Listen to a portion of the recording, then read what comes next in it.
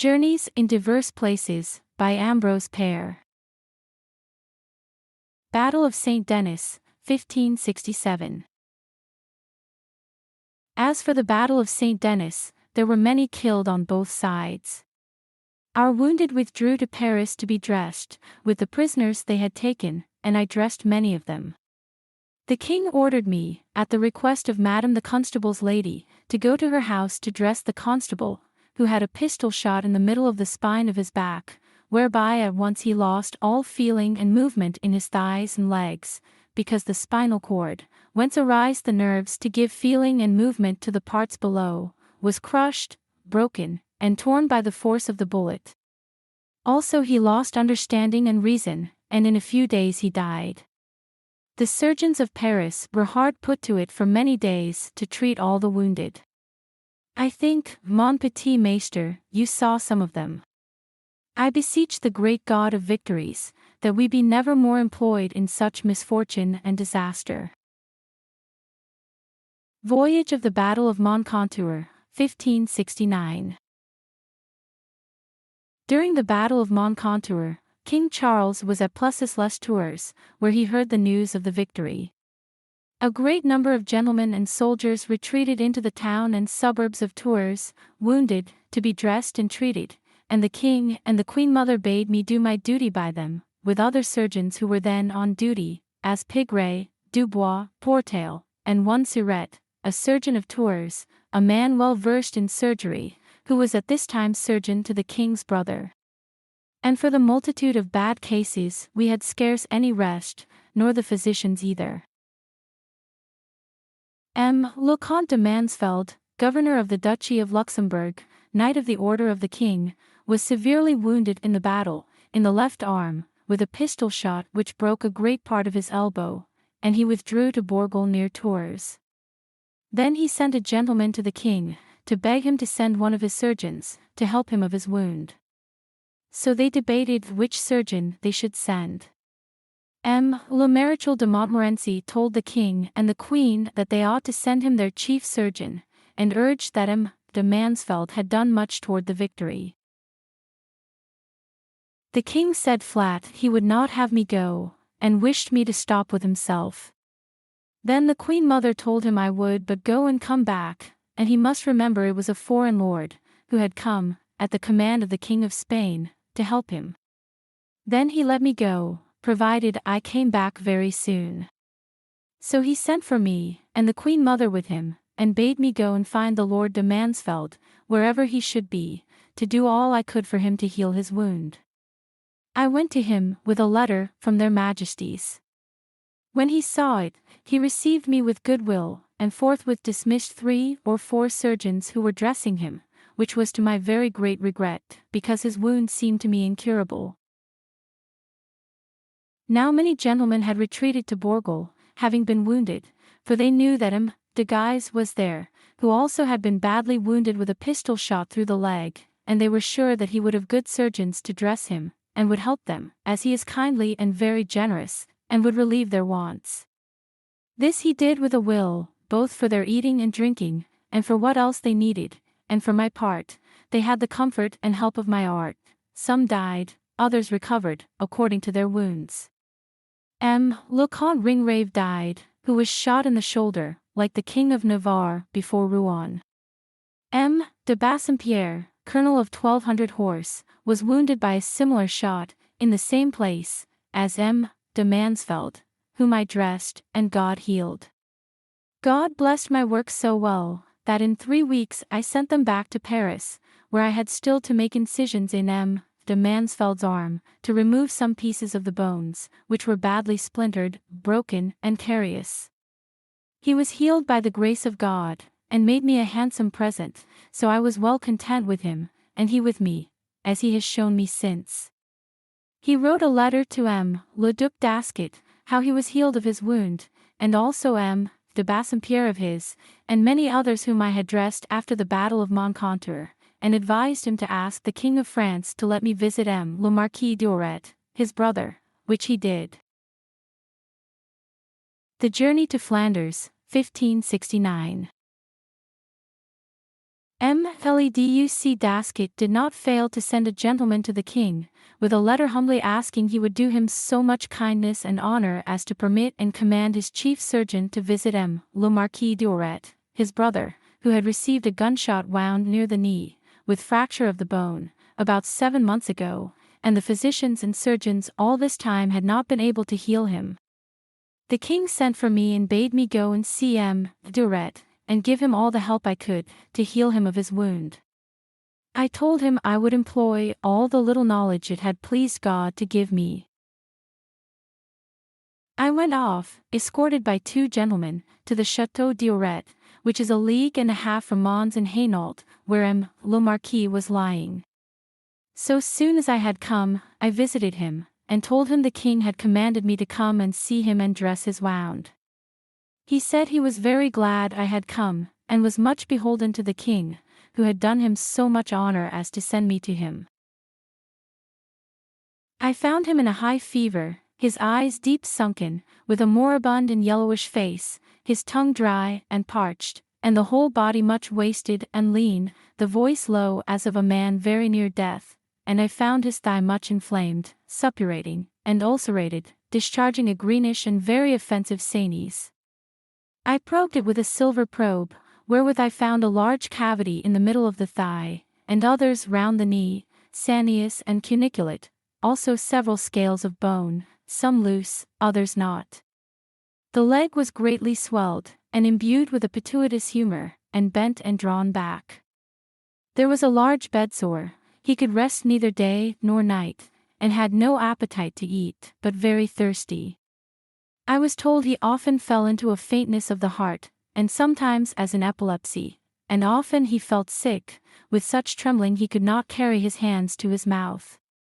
Seeing and considering all these great complications, and the vital powers thus broken down, truly I was very sorry I had come to him, because it seemed to me there was little hope he would escape death.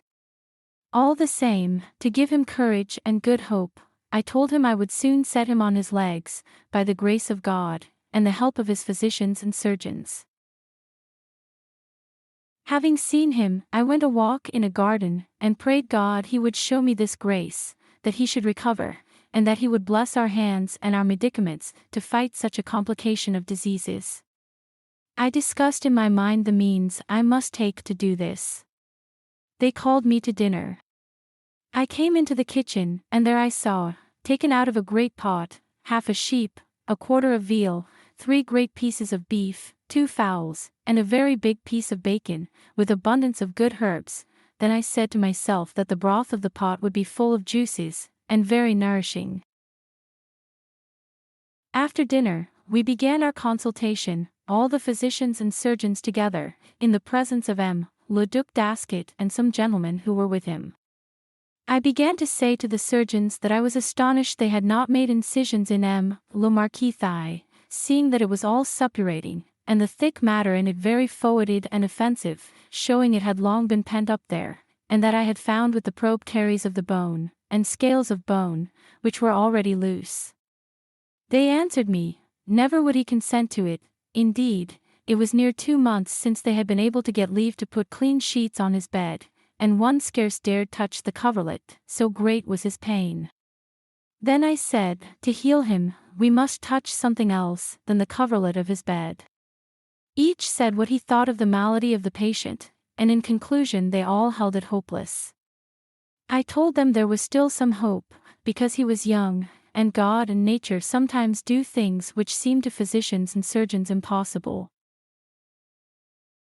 To restore the warmth and nourishment of the body, general frictions must be made with hot cloths, above, below, to right, to left, and around, to draw the blood and the vital spirits from within outward. For the bedsore, he must be put in a fresh, soft bed, with clean shirt and sheets. Having discoursed of the causes and complications of his malady, I said we must cure them by their contraries, and must first ease the pain, making openings in the thigh to let out the matter. Secondly, having regard to the great swelling and coldness of the limb, we must apply hot bricks round it, and sprinkle them with a decoction of nerval herbs in wine and vinegar, and wrap them in napkins, and to his feet, an earthenware bottle filled with the decoction, corked, and wrapped in cloths. Then the thigh, and the whole of the leg, must be fomented with a decoction made of sage, rosemary, thyme, lavender, flowers of chamomile and melilot, red roses boiled in white wine, with a drying powder made of oak ashes and a little vinegar and half a handful of salt. Thirdly, we must apply to the bedsore a large plaster made of the desiccated red ointment and of unguentum comitiso, equal parts, mixed together, to ease his pain and dry the ulcer, and he must have a little pillow of down, to keep all pressure off it. And for the strengthening of his heart, we must apply over it a refrigerant of oil of water lilies, ointment of roses, and a little saffron, dissolved in rose vinegar and treacle, spread on a piece of red cloth. For the syncope, from exhaustion of the natural forces, troubling the brain, he must have good nourishment full of juices, as raw eggs, plums stewed in wine and sugar, broth of the meat of the great pot, whereof I have already spoken, the white meat of fowls, partridges' wings minced small, and other roast meats easy to digest, as veal, kid, pigeons, partridges, thrushes, and the like, with sauce of orange, verjuice, sorrel, sharp pomegranates, or he may have them boiled with good herbs, as lettuce, purslane, chicory, bugloss, marigold, and the like.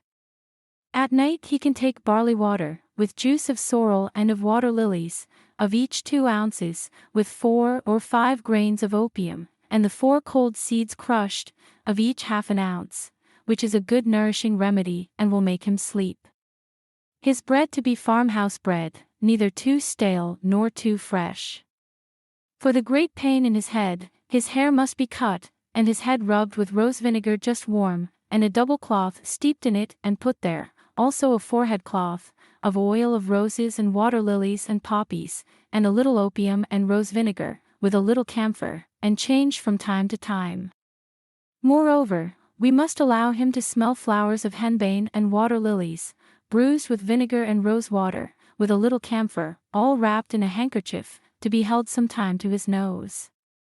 And we must make artificial rain, pouring water from some high place into a cauldron, that he may hear the sound of it, by which means sleep shall be provoked on him. As for the contraction of his leg, there is hope of righting it when we have let out the pus and other humours pent up in the thigh, and have rubbed the whole knee with ointment of mallows, and oil of lilies, and a little eau de vie, and wrapped it in black wool with the grease left in it, and if we put under the knee a feather pillow doubled, little by little we shall straighten the leg. This my discourse was well approved by the physicians and surgeons. The consultation ended, we went back to the patient, and I made 3 openings in his thigh. 2 or 3 hours later, I got a bed made near his old one, with fair white sheets on it. Then a strong man put him in it, and he was thankful to be taken out of his foul stinking bed. Soon after, he asked to sleep, which he did for near 4 hours, and everybody in the house began to feel happy, and especially Le Duc d'Ascot, his brother. The following days, I made injections, into the depth and cavities of the ulcers, of Egyptiacum dissolved sometimes in eau de vie, other times in wine. I applied compresses to the bottom of the sinuous tracts, to cleanse and dry the soft spongy flesh, and hollow leaden tents, that the sanies might always have a way out, and above them a large plaster of diacalcithios dissolved in wine. And I bandaged him so skillfully that he had no pain, and when the pain was gone, the fever began at once to abate. Then I gave him wine to drink moderately tempered with water, knowing it would restore and quicken the vital forces. And all that we agreed in consultation was done in due time and order, and so soon as his pains and fever ceased, he began steadily to amend. He dismissed 2 of his surgeons, and 1 of his physicians, so that we were but 3 with him. Now I stopped there about 2 months, not without seeing many patients, both rich and poor, who came to me from 3 or 4 leagues round. He gave food and drink to the needy, and commended them all to me, asking me to help them for his sake. I protest I refused not one, and did for them all I could, to his great pleasure. Then, when I saw him beginning to be well, I told him we must have viols and violins, and a buffoon to make him laugh, which he did. In 1 month, we got him into a chair, and he had himself carried about in his garden and at the door of his chateau, to see everybody passing by. The villagers of 2 or 3 leagues round, now they could have sight of him, came on holidays to sing and dance, men and women, pell-mell for a frolic, rejoiced at his good convalescence, all glad to see him, not without plenty of laughter and plenty to drink. He always gave them a hogshead of beer, and they all drank merrily, to his health. And the citizens of Mons and Hainault and other gentlemen, his neighbors, came to see him for the wonder of it, as a man come out of the grave, and from the time he was well, he was never without company. When one went out, another came in to visit him, his table was always well covered. He was dearly loved both by the nobility and by the common people, as for his generosity, so for his handsome face and his courtesy, with a kind look and a gracious word for everybody, so that all who saw him had perforce to love him. The chief citizens of Mons came one Saturday, to beg him let me go to Mons, where they wished to entertain me with a banquet, for their love of him. He told them he would urge me to go, which he did, but I said such great honor was not for me, moreover they could not feast me better than he did. Again he urged me, with much affection, to go there, to please him, and I agreed. The next day, they came to fetch me with 2 carriages, and when we got to Mons, we found the dinner ready, and the chief men of the town, with their ladies, who attended me with great devotion. We sat down to dinner, and they put me at the top of the table, and all drank to me, and to the health of le Marquis d'Oret, saying he was happy, and they with him, to have had me to put him on his legs again, and truly the whole company were full of honor and love for him.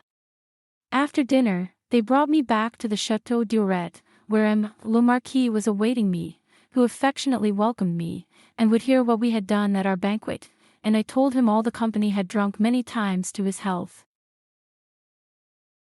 In 6 weeks he began to stand a little on crutches, and to put on fat and get a good natural color. He would go to Beaumont, his brother's place, and was taken there in a carrying chair, by 8 men at a time. And the peasants in the villages through which we passed, knowing it was le Marquis, thought who should carry him, and would have us drink with them, but it was only beer. Yet I believe if they had possessed wine, even Hippocrates, they would have given it to us with a will. And all were right glad to see him, and all prayed God for him.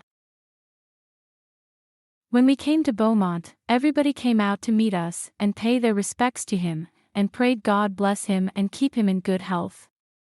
We came to the chateau, and found there more than 50 gentlemen whom le Duc d'Ascot had invited to come and be happy with his brother, and he kept open house 3 whole days. After dinner, the gentlemen used to tilt at the ring and play with the foils, and were full of joy at the sight of d'Oret, for they had heard he would never leave his bed or be healed of his wound. I was always at the upper end of the table, and everybody drank to him and to me, thinking to make me drunk, which they could not, for I drank only, as I always do. A few days later, we went back, and I took my leave of me. La Duchesse d'Ascot, who drew a diamond from her finger, and gave it me in gratitude for my good care of her brother, and the diamond was worth more than 50 crowns. d'Oret was ever getting better, and was walking all alone on crutches round his garden. Many times I asked him to let me go back to Paris, telling him his physician and his surgeon could do all that was now wanted for his wound, and to make a beginning to get away from him, I asked him to let me go and see the town of Antwerp. To this he agreed at once, and told his steward to escort me there, with 2 pages. We passed through Malines and Brussels, where the chief citizens of the town begged us to let them know of it when we returned, for they too wished, like those of Mons, to have a festival for me. I gave them very humble thanks, saying I did not deserve such honor. I was 2 days and a half seeing the town of Antwerp, where certain merchants, knowing the steward, prayed he would let them have the honor of giving us a dinner or a supper, it was who should have us, and they were all truly glad to hear how well d'Oret was doing, and made more of me than I asked. On my return, I found le Marquis enjoying himself, and 5 or 6 days later I asked his leave to go, which he gave, said he, with great regret. And he made me a handsome present of great value, and sent me back, with the steward, and 2 pages, to my house in Paris. I forgot to say that the Spaniards have since ruined and demolished his Château d'Oret, sacked, pillaged, and burned all the houses and villages belonging to him, because he would not be of their wicked party in their assassinations and ruin of the Netherlands. I have published this apologia, that all men may know on what footing I have always gone, and sure there is no man so touchy not to take in good part what I have said. For I have but told the truth, and the purport of my discourse is plain for all men to see, and the facts themselves are my guarantee against all calumnies.